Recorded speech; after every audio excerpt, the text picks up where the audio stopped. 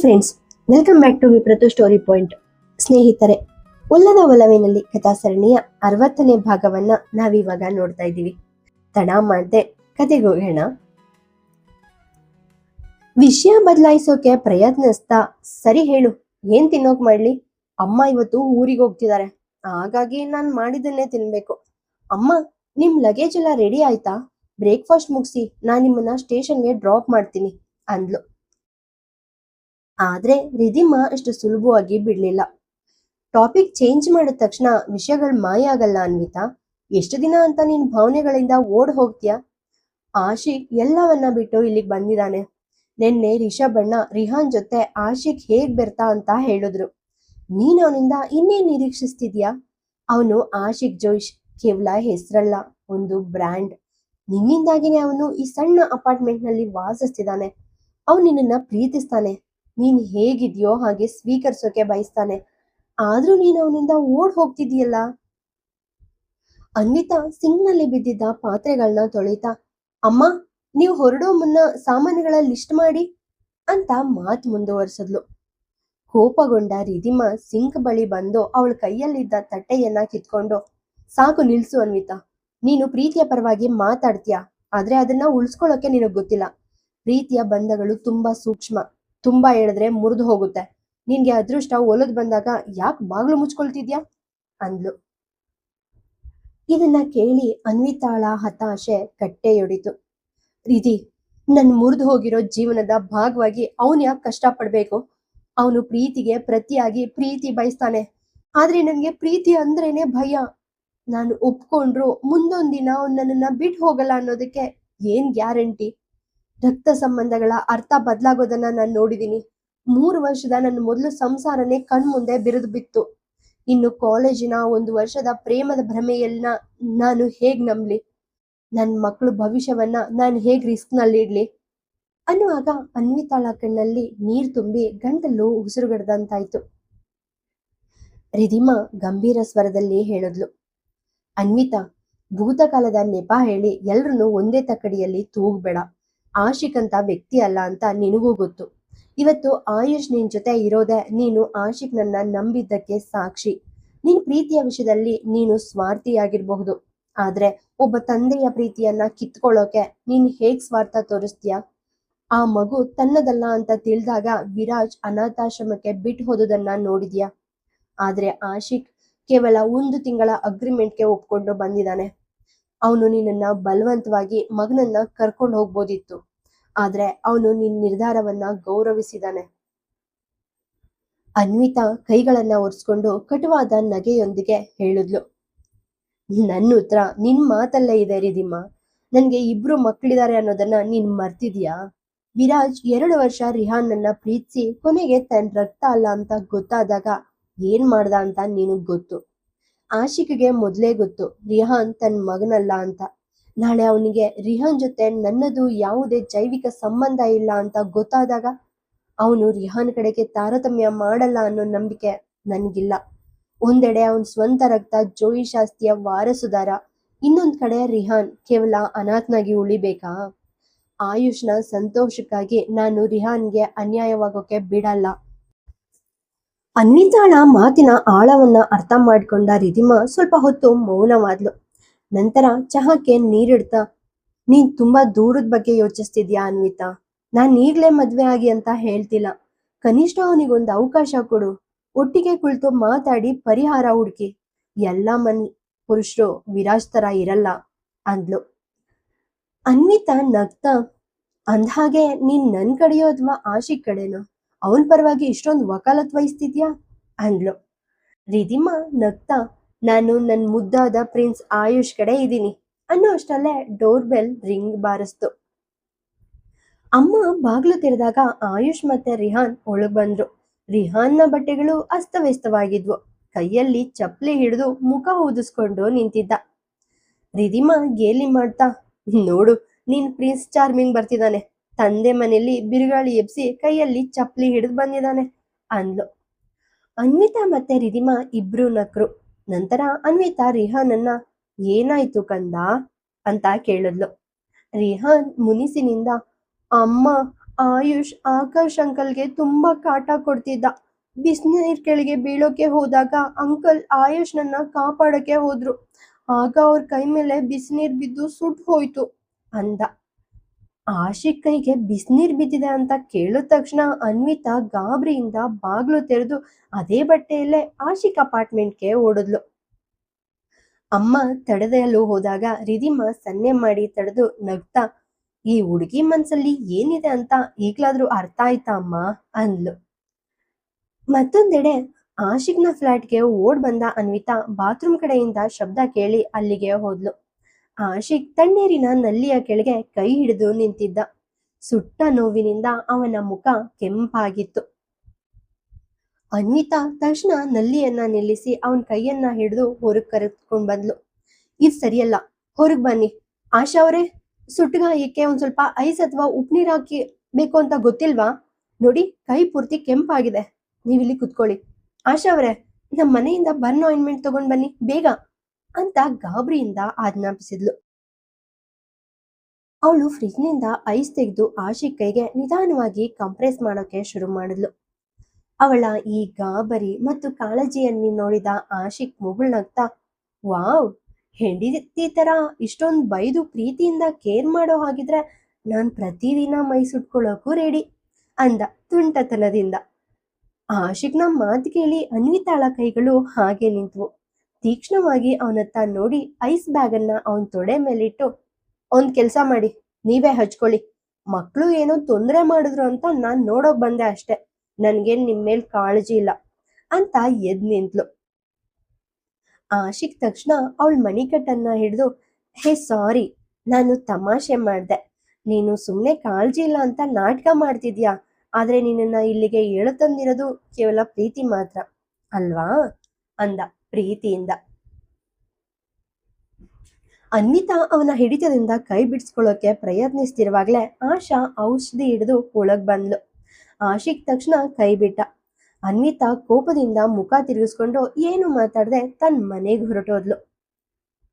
ಅನ್ವಿತಾ ಹಿಂತಿರುಗಿದಾಗ ರಿಧಿಮಾ ನಗ್ತಾ ಅವಳನ್ನೇ ನೋಡ್ತಿದ್ಲು. ಅನ್ವಿತಾ ಪರಿಸ್ಥಿತಿಯನ್ನ ಸರಿ ಮಾಡೋಕೆ ಪ್ರಯತ್ನಿಸ್ತಾ, ಮಕ್ಕಳು ಕಿಡಿಗೇಡಿತನ ಮಾಡಿದ್ರು, ಅದಕ್ಕೇನಾಗಿದೆ ಅಂತ ನೋಡಕ್ ಹೋಗಿದ್ದೆ. ದೊಡ್ಡ ಗಾಯ ಏನಾಗ್ಲಿಲ್ಲ, ಸ್ವಲ್ಪ ಕೆಂಪಾಗಿದೆ ಅಷ್ಟೆ. ಆಯಿಂಟ್ಮೆಂಟ್ ಕಳ್ಸಿದೀನಿ, ಸರಿಯಾಗುತ್ತೆ ಅಂತ ವಿವರಣೆ ಕೊಟ್ಲು. ರಿಧಿಮಾ ನಗುವನ್ನ ತಡ್ಕೊಳ್ತಾ ಭುಜ ಕುಲ್ಕಿ, ಹೌದೌದು, ನನ್ಗೆಲ್ಲ ಅರ್ಥ ಆಯ್ತು. ನಿನ್ನ ಹತ್ರ ವಿವರಣೆ ಕೇಳಲಿಲ್ವಲ್ಲಪ್ಪ ಅಂದ್ಲು. ಅನ್ವಿತಾ ಕಿರಿಕಿರಿಯಿಂದ ತಲೆ ಆಡಿಸಿ ಕೋಣೆಗೆ ಹೋದ್ಲು. ಅವಳು ಹೊರಗೆ ಬಂದಾಗ ಕಪ್ಪು ಜೀನ್ಸ್ ಮತ್ತು ಹಳದಿ ಬಣ್ಣದ ಉದ್ದನೆಯ ಕುರ್ತಿಯಲ್ಲಿ ಅಮ್ಮನನ್ನ ರೈಲ್ವೆ ನಿಲ್ದಾಣಕ್ಕೆ ಬಿಡೋಕೆ ಸಿದ್ಧಳಾಗಿದ್ಲು. ರಿಧಿಮಾ ಮಕ್ಕಳ ಜೊತೆ ಮನೇಲೇ ಇರೋದಾಗಿ ಹೇಳಿದ್ಲು. ಆಯುಷ್ ಅಮ್ಮನ ಜೊತೆ ಹಠ ಮಾಡಬಾರ್ದು ಎಂಬ ಕಾರಣಕ್ಕೆ ಅನ್ವಿತಾ ಮೊದಲೇ ಅಮ್ಮನನ್ನ ಲಗೇಜ್ ಜೊತೆ ಪಾರ್ಕಿಂಗ್ ಸ್ಥಳಕ್ಕೆ ಕಳಿಸಿದ್ಲು. ನಂತರ ಮಕ್ಕಳನ್ನ ಟಿವಿ ನೋಡೋಕೆ ಕೂರಿಸಿ ಕಾರಿನ ಕೀಲಿ ತಕ್ಕೊಂಡು ಸದ್ದಿಲ್ದೆ ಮನೆಯಿಂದ ಹೊರಟ್ಲು. ಲಿಫ್ಟ್ ಬಾಗಿಲು ಮುಚ್ಚುವಷ್ಟರಲ್ಲಿ ಅನ್ವಿತಾ ಒಳಗ್ ಓಡೋದ್ಲು. ಅಲ್ಲಿ ಆಶಿಕ್ ಈಗಾಗಲೇ ಕಟ್ಟಡದ ಇಬ್ಬರು ಹುಡುಗಿಯರ ಜೊತೆ ನಿಂತಿದ್ದ. ಹಳದಿ ಬಣ್ಣದ ಹುಡಿ ಟೀ ಶರ್ಟ್ ಮತ್ತೆ ಕಪ್ಪು ಡೆನಿಮ್ ಶಾರ್ಟ್ ಧರಿಸಿ ಆಶಿಕ್ ತುಂಬಾ ಹ್ಯಾಂಡ್ಸಮ್ ಆಗಿ ಕಾಣ್ತಾ ಇದ್ದ. ಕಾಕತಾಳೀಯವಾಗಿ ಅನ್ವಿತಾ ಮತ್ತು ಆಶಿಕ್ ಇಬ್ರು ಒಂದೇ ಕಲರ್ ಕಾಂಬಿನೇಷನ್ ಬಟ್ಟೆ ಧರಿಸಿದ್ರು. ಇದನ್ನ ನೋಡಿ ಇಬ್ರಿಗೂ ಆಶ್ಚರ್ಯ ಮತ್ತೆ ಮುಜುಗರ ಆಯ್ತು. ಇಬ್ರು ಲಿಫ್ಟ್ ನ ಎರಡು ಮೂಲೆಗಳಲ್ಲಿ ನಿಂತ್ಕೊಂಡ್ರು. ಲಿಫ್ಟ್ ನ ಕೆಳಗಿನ ಮಹಡಿಯಲ್ಲಿ ನಿಂತಾಗ ಸೊಸೈಟಿ ಸೆಕ್ರೆಟರಿಯ ಮಗಳು ಸೌಮ್ಯ ಒಳಗ್ ಬಂದ್ಲು. ಆಶಿಕ್ ನನ್ನ ನೋಡಿದ ತಕ್ಷಣ ಅವಳ ಮುಖದಲ್ಲಿ ಉತ್ಸಾಹ ಮೂಡ್ತು. ಹೇ ಆಕಾಶ್, ತುಂಬಾ ಚೆನ್ನಾಗಿ ಕಾಣಿಸ್ತಿದ್ದೀರಾ, ಹೇಗಿದ್ದೀರಾ, ನಿನ್ನೆ ರಾತ್ರಿ ಊಟ ಹೇಗಿತ್ತು ಅಂತ ಸೌಮ್ಯ ಕೇಳಿದ್ಲು. ಆಶಿಕ್ ಔಪಚಾರಿಕವಾಗಿ ಊಟ ಚೆನ್ನಾಗಿತ್ತು ಅಂತ ಹೇಳ್ದ. ನಿನ್ನೆ ತನಗೆ ಅಲರ್ಜಿ ಆಗಿದ್ದಕ್ಕೆ ಸೌಮ್ಯ ಅಥವಾ ಅವಳ ಕುಟುಂಬ ಕಾರಣ ಅಲ್ಲ ಅಂತ ಅವನಿಗೆ ತಿಳಿದಿತ್ತು. ಆದ್ರೆ ಅವರಿಬ್ರು ಮಾತಾಡ್ತಾ ನಗ್ತಿರೋದನ್ನ ನೋಡಿ ದೂರದಲ್ಲೇ ನಿಂತಿದ್ದ ಅನ್ವಿತಾಗೆ ಒಳಗೊಳಗೆ ಕಿರಿಕಿರಿ ಉಂಟಾಯಿತು. ಲಿಫ್ಟ್ ಗ್ರೌಂಡ್ ಫ್ಲೋರ್ ತಲುಪಿದಾಗ ಎಲ್ಲರೂ ಹೊರಗಡೆ ಬಂದ್ರು. ಅನ್ವಿತಾ ಪಾರ್ಕಿಂಗ್ ಕಡೆಗೆ ಹೆಜ್ಜೆ ಹಾಕಿದ್ಲು. ಸೌಮ್ಯ ಆಶಿಕ್ಗೆ ಬಾ ಹೇಳಿ ಹೊರಟು ಹೋದ್ಲು. ಆಶಿಕ್ ತನ್ನ ಬೈಕ್ ಕಡೆಗೆ ಹೋಗ್ತಿದ್ದಾಗ ಸೂಟ್ ಕೇಸ್ ಹಿಡಿದು ನಿಂತಿದ್ದ ಅಮ್ಮ ಅವನ ಕಣ್ಣಿಗೆ ಬಿದ್ರು. ಆಶಿಕ್ ಅಮ್ಮನ ಬಳಿ ಬಂದು, ಎಲ್ಲಿ ಹೊರಟಿದ್ದೀರಿ ಅಮ್ಮ ಅಂತ ಕೇಳ್ದ. ಅಮ್ಮ ನಗ್ತಾ, 10 ದಿನ ಊರ್ಗ್ ಹೋಗ್ತಿದೀನಿ ಮಗ್ನೆ. 2-3 ದಿನಗಳ ನಂತರ ಅನ್ವಿತಾ ಕೂಡ ಮಕ್ಳ ಜೊತೆ ಊರಿಗೆ ಬರ್ತಿದ್ದಾಳೆ. ಅಲ್ಲಿ ಯಾವುದೋ ಫಂಕ್ಷನ್ ಇದೆ. 1 ವಾರ ಇರ್ತಾಳೆ. ಅವಳು ಬರೋ ಹೊತ್ತಿಗೆ ನಾನು ಊರಲ್ಲೇ ಇರ್ತೀನಂತ ಹೊರಟಿದೀನಿ. ಅನ್ವಿತಾ ಈಗ ನನ್ನನ್ನ ಸ್ಟೇಷನ್ ಅಲ್ಲಿ ಡ್ರಾಪ್ ಮಾಡ್ತಾಳೆ ಅಂದ್ರು. ಇದನ್ನ ಕೇಳಿದ ಆಶಿಕ್ನ ಮನಸ್ಸು ಒಂದು ಕ್ಷಣ ಸ್ತಬ್ಧವಾಯ್ತು. ಅವನು ನೇರವಾಗಿ ಪಾರ್ಕಿಂಗ್ ಸ್ಥಳದಲ್ಲಿದ್ದ ಅನ್ವಿತಾ ಬಳಿಗೆ ಹೋದ. ಅನ್ವಿತಾ, ನಾನ್ ನಿನ್ ಜೊತೆ ಮಾತಾಡ್ಬೇಕು ಅಂದ ಗಂಭೀರ ಧ್ವನಿಯಲ್ಲಿ. ಅನ್ವಿತಾ ಉತ್ತರಿಸುವ ಮೊದಲೇ ಆಶಿಕ್ ಅವಳ ಮಣಿಕಟ್ಟನ್ನ ಹಿಡಿದು ತನ್ನ ಕಾರಿನ ಪಕ್ಕಕ್ಕೆ ಕರೆದೊಯ್ದ. ನೀನು ಮಕ್ಕಳ ಜೊತೆ 1 ವಾರ ಊರಿಗೆ ಹೋಗ್ತಿರೋ ಬಗ್ಗೆ ನನಗೆ ಯಾವಾಗ ಹೇಳೋ ಪ್ಲಾನ್ ಇತ್ತು ಅನ್ವಿತಾ? ಒಮ್ಮೆಯಾದ್ರೂ ನನಗೆ ತಿಳಿಸ್ಬೇಕಂತ ನಿನ್ಗೆ ಅನ್ನಿಸ್ಲಿಲ್ವಾ? ಇಷ್ಟೊಂದು ಬೇಜವಾಬ್ದಾರಿಯಾಗಿ ಹೇಗ್ ವರ್ತಿಸ್ತೀಯಾ? ನಾನು ಅಮ್ಮನನ್ನ ಭೇಟಿಯಾಗಿದ್ದು ಒಳ್ಳೇದಾಯ್ತು. ಇಲ್ಲ ಅಂದ್ರೆ ನೀನು ಸದ್ದಿಲ್ದೆ ಹೊರಟು ಹೋಗ್ತಿದ್ದೆ ಅಂದ ಕೋಪ ಮಿಶ್ರಿತ ಧ್ವನಿಯಲ್ಲಿ. ಅನ್ವಿತಾ ತನ್ನ ಮಣಿಕಟ್ಟನ್ನ ಬಿಡಿಸ್ಕೊಳ್ಳೋಕೆ ಪ್ರಯತ್ನಿಸ್ತಾ ಕೋಪದಿಂದ ಧ್ವನಿ ಏರಿಸಿ ಹೇಳಿದ್ಲು. 1 ನಿಮಿಷ ನಿಲ್ಲಿ. ನನ್ ಗಂಡನ್ ತರಹ ನನ್ನನ್ನ ಪ್ರಶ್ನೆ ಮಾಡೋಕೆ ನೀವ್ಯಾರು ಆಶಿಕ್? ನಾನ್ ಎಲ್ಲಿಗೆ ಹೋಗ್ಬೇಕು, ಯಾವಾಗ ಹೋಗ್ಬೇಕು, ಮಕ್ಕಳನ್ನ ಎಲ್ಲಿಗೆ ಕರ್ಕೊಂಡು ಹೋಗ್ಬೇಕು ಅಂತ ನಿಮ್ಗೆ ಹೇಳೋ ಜವಾಬ್ದಾರಿ ನನ್ಗಿಲ್ಲ. ನಾನ್ ಯಾರ್ ಜೊತೆ ಬೇಕಾದ್ರೂ ಮುಕ್ತವಾಗಿ ಹೋಗ್ಬಲ್ಲೆ. ಸಾರ್ವಜನಿಕವಾಗಿ ನನ್ನ ಕೈ ಹಿಡಿದು ಕೂಗಾಡೋ ಹಕ್ಕು ನಿಮ್ಗಿಲ್ಲ. ನಿಮ್ ಮಿತಿಯಲ್ಲಿ ನೀವು ಮಾತಾಡಿ. ಅನ್ವಿತಾಳ ಈ ಮಾತುಗಳನ್ನ ಕೇಳಿ ಸುತ್ತಮುತ್ತಲಿನ ಜನರು ನೋಡೋಕೆ ಶುರು ಮಾಡಿದ್ರು. ಆಶಿಕ್ ಸಂಪೂರ್ಣವಾಗಿ ಗೊಂದಲ ಮತ್ತೆ ಆಘಾತಕ್ಕೊಳಗಾದ. ಅನ್ವಿತಾ ಇಷ್ಟೊಂದು ಕಟುವಾಗಿ ಮತ್ತು ಅವಮಾನಕರವಾಗಿ ಮಾತಾಡ್ತಾಳೆ ಅಂತ ಅವನು ನಿರೀಕ್ಷಿಸಿರ್ಲಿಲ್ಲ. ಅನ್ವಿತಾ ಕ್ಷಣಾರ್ಧದಲ್ಲಿ ತನ್ನನ್ನ ಅಪರಿಚಿತನಂತೆ ಪರಿಗಣಿಸಿದ್ದು ಆಶಿಕ್ನ ಹೃದಯವನ್ನ ಚೂರ್ ಮಾಡ್ತು. ಪ್ರೀತಿಸುವ ವ್ಯಕ್ತಿಯ ಕೈ ಬಿಟ್ಟು ಅಪರಿಚಿತರಂತೆ ನೋಡಿದಾಗ ಆಗುವ ನೋವು ಎಷ್ಟು ತೀವ್ರವಾಗಿರುತ್ತೆ ಅಂತ ಅವನಿಗೆ ಅರ್ಥ ಆಯ್ತು. ಆಶಿಕ್ ತನ್ನ ಕಣ್ಣೀರನ್ನ ಮರೆಮಾಚೋಕೆ ನೆಲದತ್ತ ದೃಷ್ಟಿ ನೆಟ್ಟು ಅತ್ಯಂತ ತಗ್ಗಿದ ಧ್ವನಿಯಲ್ಲಿ ಹೇಳ್ದ. ಸಾರಿ ಅನ್ವಿತಾ, ನಮ್ಮಿಬ್ರು ನಡುವೆ ಯಾವುದೇ ಸಂಬಂಧ ಇಲ್ಲ ಅನ್ನೋದನ್ನ ನಾನು ಮರ್ತು ಬಿಟ್ಟಿದ್ದೆ. ಪ್ರಾಮಾಣಿಕವಾಗಿ ಹೇಳ್ತೀನಿ, ನಿನ್ ಮೇಲ್ ಹಕ್ಕು ಚಲಾಯಿಸೋ ಉದ್ದೇಶ ನನಗಿರ್ಲಿಲ್ಲ. ಮಕ್ಕಳು ಹಠಾತ್ತನೆ ಹೊರಟು ಹೋಗ್ತಾರೆ ಅಂತ ಕೇಳಿ ನನಗೆ ಬೇಸರ ಆಯ್ತು. ಕೇವಲ 1 ತಿಂಗಳಲ್ಲಿ ನನ್ನ ಇಡೀ ಜೀವನದ ನೆಮ್ಮದಿಯನ್ನ ನೀವು ಕಟ್ ಹಾಕಿದಿರಿ. ನಾನು ನಿಧಿಯ ಪೆಟ್ಟಿಗೆಯ ಮೇಲೆ ಕುಳಿತು ಎಲ್ಲವನ್ನ ಒಯ್ಯಲು ಬಯಸೋಕೆ ಕಳ್ಳನಂತಾಗಿದ್ದೀನಿ. ಆದ್ರೆ ಅದನ್ನ ಎಲ್ಲಿಯೂ ಇಟ್ಕೊಳ್ಳೋಕೆ ನನಗೆ ಜಾಗ ಇಲ್ಲ. ಆ 1 ತಿಂಗಳ ಪ್ರತಿ ಕ್ಷಣವನ್ನ ನೆಮ್ಮದಿಯಿಂದ ಕಳಿಬೇಕು ಅನ್ಕೊಂಡಿದ್ದೆ. ಆದ್ರೆ ಅದರಲ್ಲಿ 1 ವಾರವನ್ನ ನೀವು ಕಸ್ದುಕೊಳ್ತಿದ್ದೀರಾ ಅನ್ನೋ ಯೋಚನೆ ನನ್ನಲ್ಲಿ ಕೋಪ ತರಿಸ್ತು. ಒಂದು ಕ್ಷಣ ನಿಲ್ಲಿಸಿದ ಆಶಿಕ್ ಮತ್ತೆ ಮುಂದುವರಿಸ್ದ. ನೀನ್ ಮೊದ್ಲಿನ ಅನ್ವಿತಾ ಅಲ್ವೇ ಅಲ್ಲ. ನನ್ನ ಅನ್ವಿತಾ ಎಂದಿಗೂ ಇಷ್ಟು ಹೃದಯಹೀನಳಾಗಿರ್ಲಿಲ್ಲ. ನಿನ್ನ ಕಹಿ ಅನುಭವಗಳು ನಿನ್ನನ್ನ ಹೀಗ್ ಮಾಡಿರ್ಬಹುದು. ಆದ್ರೆ ಪ್ರತಿಯೊಬ್ಬ ಮನುಷ್ಯನು ತನ್ನದೇ ಆದ ಸವಾಲುಗಳನ್ನ ಎದುರಿಸ್ತಿರ್ತಾನೆ. ನಿನ್ ಸುತ್ತ ನೀನೇ ಕಟ್ಕೊಂಡಿರೋ ಈ ಕಲ್ಲಿನ ಗೋಡೆಯಿಂದ ನೀನು ಹೊರಬರ್ಬೇಕು. ನೋಡನ್ವಿತಾ, ನಿನ್ ಹೋರಾಟವನ್ನ ನಾನು ಗೌರವಿಸ್ತೀನಿ. ಆದ್ರೆ ಎಲ್ಲರ ಮುಂದೆ ನನ್ನನ್ನ ಹೀಗೆ ಅವಮಾನಿಸುವಷ್ಟು ಕೀಳು ವ್ಯಕ್ತಿ ನಾನಲ್ಲ. ಏನೇ ಇರ್ಲಿ, ನಾನ್ ನನ್ನ ದಾರಿ ನೋಡ್ಕೊಳ್ತೀನಿ. ಬಾಯ್. ಆಶಿಕ್ ಅತ್ಯಂತ ಶಾಂತವಾಗಿ ಈ ಮಾತುಗಳನ್ನ ಹೇಳಿ ಅಲ್ಲಿಂದ ಹೊರಟು ಹೋದ. ಅವನು ಹೋದ್ಮೇಲೆನೆ ಅನ್ವಿತಾಗೆ ತನ್ನ ತಪ್ಪಿನ ಅರಿವಾಯ್ತು. ಆಶಿಕ್ ಯಾವುದೇ ಮಿತಿ ಮೀರಿರ್ಲಿಲ್ಲ. ತಾನೇ ಆವೇಶದಲ್ಲಿ ಅತಿಯಾಗಿ ಮಾತಾಡ್ಬಿಟ್ಟೆ ಅಂತ ಅವಳಿಗೆ ಅರ್ಥ ಆಯ್ತು. ಆಶಿಕ್ ಕಾನೂನುಬದ್ಧವಾಗಿ ಅಥವಾ ಬಲವಂತವಾಗಿ ತನ್ನಿಂದ ಏನನ್ನಾದ್ರೂ ಕಸಿದುಕೊಳ್ಬಹುದಿತ್ತು.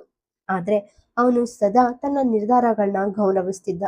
ಅಂತಹ ವ್ಯಕ್ತಿಯನ್ನ ತಾನು ನೋಯಿಸ್ಬಿಟ್ಟನೆಂಬ ಅಪರಾಧ ಪ್ರಜ್ಞೆ ಅವಳನ್ನ ಕಾಡತೊಡಗಿತು. ಅವಳು ಆಶಿಕ್ನನ್ನ ಕರೆಯೋಕೆ ನೋಡಿದ್ಲು. ಆದ್ರೆ ಅಷ್ಟರಲ್ಲೇ ಅವನು ಕಣ್ಮರೆಯಾಗಿದ್ದ. ಭಾರವಾದ ಹೃದಯ ಮತ್ತು ಕಣ್ಣೀರಿನೊಂದಿಗೆ ಅನ್ವಿತಾ ಕಾರನ್ನ ಸ್ಟಾರ್ಟ್ ಮಾಡಿ ಅಮ್ಮನನ್ನ ರೈಲ್ವೆ ಸ್ಟೇಷನ್ ಬಿಡೋಕೆ ಹೊರಟ್ಲು.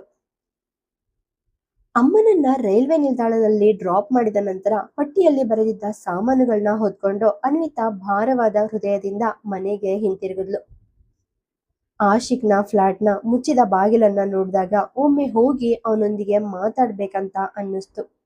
ಆದ್ರೆ ಕೆಳಗೆ ನಡೆದ ಘಟನೆ ಮತ್ತು ಆಶಿಕ್ನ ಕೋಪವನ್ನ ನೆನೆಸ್ಕೊಂಡಾಗ ಅನ್ವಿತಾಗೆ ಅವನನ್ನ ಎದುರಿಸುವ ಧೈರ್ಯ ಸಾಲಿಲ್ಲ. ತನ್ನ ಮನೆಯ ಕಾಲಿಂಗ್ ಬೆಲ್ ಒತ್ತಿದ್ಲು. ರಿಧಿಮಾ ಬಂದು ಬಾಗ್ಲು ತೆರೆದಾಗ ಸದ್ದಿಲ್ದೆ ಒಳಗ್ ಬಂದ್ಲು. ಅನ್ವಿತಾಳ ಮುಖದಲ್ಲಿದ್ದ ದುಃಖವನ್ನ ನೋಡಿ ರಿಧಿಮಾಗೆ ಏನೋ ತಪ್ಪಾಗಿದೆ ಅಂತ ಸಂಶಯ ಬಂತು. ಅವಳು ಕೈಯಲ್ಲಿದ್ದ ಬ್ಯಾಗ್ಗಳನ್ನ ತಾನೇ ಇಸ್ಕೊಂಡು ಕೇಳಿದ್ಲು. ಏನೇ ಇದು, ತುಂಬಾ ಸುಸ್ತಾಗಿದ್ಯಾ ಅಥವಾ ದಾರಿಲಿ ಯಾರಾದ್ರೂ ಏನಾದ್ರೂ ಅಂದ್ರ? ಮುಖ ಯಾಕೆ ಇಷ್ಟು ಡಲ್ ಆಗಿದೆ? ನೀನು ಹೋಗಿ ಬಟ್ಟೆ ಚೇಂಜ್ ಮಾಡು. ನಾನು ಟೀ ಮಾಡ್ಕೊಂಡು ಬರ್ತೀನಿ. ಆಮೇಲೆ ನಿಧಾನವಾಗಿ ಮಾತಾಡೋಣ. ಮಕ್ಕಳು ತುಂಬಾ ಗಲಾಟೆ ಮಾಡ್ತಿದ್ರು. ಇಬ್ರಿಗೂ ಬೈದು ರೂಮ್ನಲ್ಲಿ ಓದೋಕ್ ಕೂರ್ಸಿದೀನಿ. ರಿಧಿಮಾಳ ಕಾಳಜಿ ಬರುತ್ತಾ ಮಾತುಗಳನ್ನ ಕೇಳಿ ಈಗಾಗ್ಲೇ ಭಾವನಾತ್ಮಕವಾಗಿ ಕುಸಿದು ಹೋಗಿದ್ದ ಅನ್ವಿತಾ ತಲೆ ಹಿಡ್ಕೊಂಡು ಸೋಫಾದಲ್ಲೇ ಕುಸಿದು ಕುಳಿತ್ಲು. ಅವಳ ಸ್ಥಿತಿ ನೋಡಿ ಗಾಬರಿಯಾದ ರಿಧಿಮಾ ಗ್ಯಾಸ್ ಮೇಲೆ ಇಟ್ಟಿದ್ದ ಚಹವನ್ನ ಹಾಗೆ ಬಿಟ್ಟು ನೇರವಾಗಿ ಅನ್ವಿತಾಳ ಬಳಿ ಓಡ್ ಬಂದ್ಲು. ಪಕ್ಕದಲ್ಲಿ ಕುಳಿತು, ಅನ್ವಿತಾ ಏನಾಯ್ತು? ಹುಷಾರಿಲ್ವಾ? ಬೇಕಿದ್ರೆ ನಾನು ರಿಷಭಣ್ಣನ್ಗೆ ಕಾಲ್ ಮಾಡ್ಲಾ? ಅವರು ಸ್ವಲ್ಪ ಹೊತ್ತಿನಿಂದಷ್ಟೇ ಮನೆಗೆ ಬಂದಿದ್ದಾರೆ ಅಂದ್ಲು. ಅನ್ವಿತಾ ತನ್ನ ಭಾವನೆಗಳನ್ನ ಹತೋಟಿಗೆ ತರೋಕೆ ಪ್ರಯತ್ನಿಸ್ತಾ, ಬೇಡ ರಿಧಿ, ರಿಷಬ್ ಅವರಿಗೆ ಕಾಲ್ ಮಾಡ್ಬೇಡ. ನನ್ನ ಆರೋಗ್ಯಕ್ಕೇನೂ ಆಗಿಲ್ಲ. ಆದ್ರೆ ನಾನಿವತ್ತು ದೊಡ್ಡ ತಪ್ಪು ಮಾಡ್ಬಿಟ್ಟೆ. ನಾನು ಆ ರೀತಿ ನಡ್ಕೊಳ್ಬಾರ್ದಿತ್ತು. ಈಗ ಅದನ್ನ ಹೇಗ್ ಸರಿಪಡಿಸ್ಬೇಕಂತಾನೆ ಗೊತ್ತಾಗ್ತಿಲ್ಲ. ನನ್ಗೆ ನನ್ನ ಕೋಪದ ಮೇಲೆ ಕಂಟ್ರೋಲ್ ಇಲ್ಲ. ಆವೇಶದಲ್ಲಿ ಏನೇನೋ ಕೆಟ್ಟದಾಗ ಮಾತಾಡ್ಬಿಡ್ತೀನಿ. ಆಮೇಲೆ ಪಶ್ಚಾತ್ತಾಪ ಪಡ್ತೀನಿ. ಆಶಿ ಕೇಳಿದ್ದು 100ಕ್ಕೆ 100 ನಿಜ. ನಾನು ಮೊದಲಿನ ಅನ್ವಿತಾ ಉಳಿದಿಲ್ಲ. ನನ್ನ ಸ್ವಂತ ನೋವಿನ ಹೊರತಾಗಿ ಬೇರೆಯವ್ರ ನೋವನ್ನ ಅರ್ಥ ಮಾಡ್ಕೊಳ್ಳೋದನ್ನೇ ನಾನು ಮರ್ತು ಬಿಟ್ಟಿದ್ದೀನಿ ಅಂದ್ಲು ಗದ್ಗದಿತ ಧ್ವನಿಯಲ್ಲಿ. ಅನ್ವಿತಾಳ ಮಾತುಗಳನ್ನ ಕೇಳಿದ ರಿಧಿಮಾಗೆ ಇವಳು ಖಂಡಿತ ಆಶಿಕ್ ಜೊತೆ ಜಗಳ ಮಾಡ್ಕೊಂಡಿರ್ಬೇಕು ಅಂತ ತಕ್ಷಣ ಅರ್ಥ ಆಯ್ತು. ನೀನ್ ಆಶಿಕ್ ಜೊತೆ ಮಾತಾಡಿದ್ಯಾ? ಏನಾಯ್ತು ಕೇಳಿಗೆ ಅಂತ ನೇರವಾಗಿ ಕೇಳಿದ್ಲು. ಅನ್ವಿತಾ ಪಾರ್ಕಿಂಗ್ ಸ್ಥಳದಲ್ಲಿ ನಡೆದ ಪ್ರತಿಯೊಂದು ವಿಷಯವನ್ನ ರಿಧಿಮಾಗೆ ವಿವರಿಸಿದ್ಲು. ಎಲ್ಲವನ್ನ ಕೇಳಿದ ರಿಧಿಮಾ ಸ್ವಲ್ಪ ಹೊತ್ತು ಮೌನವಾಗಿದ್ಲು. ನಂತರ ಅನ್ವಿತಾಳನ್ನ ನೋಡ್ತಾ, ಅನ್ವಿತಾ, ಇದು ನಿಜಕ್ಕೂ ಅತಿ ಆಯ್ತು. ನೀನ್ ಹೋಗಿ ಅವನ ಹತ್ರ ಕ್ಷಮೆ ಕೇಳ್ಬೇಕು. ಅಮ್ಮನಿಂದ ವಿಷಯ ತಿಳಿದಾಗ ಅವನ ಕೋಪ ಮಾಡ್ಕೊಂಡಿದ್ದು ಸಹಜ. ಅವನ ಕೋಪ ಸಮರ್ಥನೀಯ. ಕೋಪದಲ್ಲಿ ನಾವಿಬ್ರು ಪರಸ್ಪರ ನೋಯಿಸೋ ಮಾತುಗಳನ್ನಾಡೋದು ಸಹಜ. ಆದ್ರೆ ಎಲ್ಲದಕ್ಕೂ ಪರಿಹಾರ ಇದೆ. ನಿಮ್ ನಡುವಿನ ಸಂಬಂಧದ ಭವಿಷ್ಯ ಏನೇ ಇರ್ಲಿ, ಒಬ್ಬ ಮನುಷ್ಯನಾಗಿ ಹಳೆಯ ಪರಿಚಯಸ್ಥನಾಗಿ ನೀನ್ ಅವನಲ್ಲಿ ಸಾರಿ ಕೇಳಲೇಬೇಕು ಅಂದ್ಲು. ಅನ್ವಿತಾಗೆ ರಿಧಿಮಾ ಮಾತುಗಳು ಸರಿ ಅನ್ಸದ್ವು. ಹಾಗಾದ್ರೆ ನಾನು ಈಗ್ಲೇ ಹೋಗಿ ಅವನ ಜೊತೆ ಮಾತಾಡ್ಲಾ? ಅವನನ್ನ ನೋಯಿಸಿದ್ದಕ್ಕೆ ಕ್ಷಮೆ ಕೇಳ್ತೀನಿ. ನಾನೇನು ಪಬ್ಲಿಕ್ ಅಲ್ಲಿ ರಂಪಾಟ ಮಾಡ್ಬೇಕಂತ ಮಾಡ್ಲಿಲ್ಲ. ಅವನ್ ಧ್ವನಿ ನನ್ನಿಂದ ಹಾಗೆ ರಿಯಾಕ್ಟ್ ಮಾಡಿಸ್ತು ಅಷ್ಟೇ. ಅವನ್ ಮೇಲಿನ ಕೋಪದಿಂದ ಮಾತಾಡ್ದೆ ಅಷ್ಟೇ ಹೊರತು ಬೇರೇನೂ ಉದ್ದೇಶ ಇರ್ಲಿಲ್ಲ ಅಂದ್ಲು. ರಿಧಿಮಾ ನಗ್ತಾ, ಕ್ಷಮೆ ಕೇಳೋಕ್ ಇಷ್ಟೊಂದು ನೆಪಗಳು ಬೇಡ. ಬೆಳಿಗ್ಗೆ ಮಾಡಿದ ತಪ್ಪು ಅಂತ ನಿನ್ಗೆ ಅರ್ಥ ಆಗಿದೆ ಅಲ್ವಾ? ಇಲ್ಲಿ ನನ್ನ ಹತ್ರ ಸಮರ್ಥನೆ ಮಾಡ್ಕೊಳ್ಳೋ ಬದಲು ನೇರವಾಗಿ ಹೋಗಿ ಅವನ ಹತ್ರನೇ ಮಾತಾಡು. ಅವನ್ ತುಂಬಾ ಮೆಚೂರ್ಡ್ ವ್ಯಕ್ತಿ. ನಿನ್ಗೆ ಅರ್ಥ ಮಾಡ್ಕೊಳ್ತಾನೆ ಅಂದ್ಲು. ರಿಧಿಮಾ ಮಾತ್ ಮುಗಿಸೋ ಅಷ್ಟರಲ್ಲಿ ಅನ್ವಿತಾ ಸೋಫಾದಿಂದ ಎದ್ದು ನೇರವಾಗಿ ಆಶಿಕ್ ಮನೆಗೆ ಹೋದ್ಲು. ಡೋರ್ ಬೆಲ್ ಒತ್ತಿದಾಗ ಸೇವಕಿ ಆಶಾ ಬಾಗ್ಲು ತೆರೆದ್ಲು. ಅನ್ವಿತಾ ಏನಾದ್ರೂ ಕೇಳೋ ಮೊದ್ಲೇ ಆಶಾ ಹೇಳಿದ್ಲು, ಅಕ್ಕ, ಅಣ್ಣ ಇವತ್ತು ಬೆಳಗ್ಗೆಯಿಂದ ಮನೆಗ್ ಬಂದಿಲ್ಲ. ಸ್ವಲ್ಪ ಹೊತ್ತಿನ ಮುಂಚೆ ಫೋನ್ ಮಾಡಿ ನಾನು 2 ತಿಂಗಳು ಸಂಬಳ ಕೊಟ್ಟು ನಾಳೆಯಿಂದ ಕೆಲ್ಸಕ್ಕೆ ಬರ್ಬೇಡ ಅಂತ ಹೇಳ್ಬಿಟ್ರು.